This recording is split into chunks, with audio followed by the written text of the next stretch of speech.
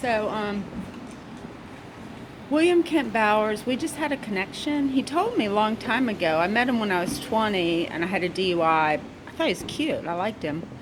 But then I saw him again later and he said, we have a connection. And we did. We just had a real metaphysical connection. Sometimes I would dream or think that we had a prior life in London. And then I saw William Kent Gardens. I said, I wonder if that's what I'm thinking or my soul feels. My soul felt it. There's no proof, of course. But when he had his leukemia, I was listening to Islands in the Sun by Weezer, and I was driving a white car, and I had a white shirt and white hat. And I drove downtown, and I was going to drive around Court Square to see, sometimes I would see him. And I saw him, and he was like skinny as a rail, and he had frizzy hair, bad hair day. Well, he's getting leukemia treatments.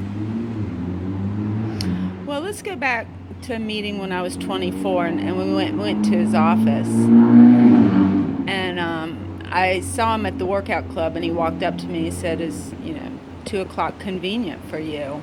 And so I went there, and I was dressed up real fancy in a 1940s wool dress, and I curled my hair and had red lipstick on, and it was kind of. We had our little meeting, and we were talking about Hillary's name, whether or not we should change her name, and he said, she can decide when she gets older. And I felt like I was too young to be with him. I had too much experiences that have to happen before I could, date him or whatever. And, but I walked out and there was snow in April, and I always thought that was I felt like I was floating, like I'd just gotten a metaphysical marriage between the two of us that is not documented, but I felt it, and I guess he did too, maybe.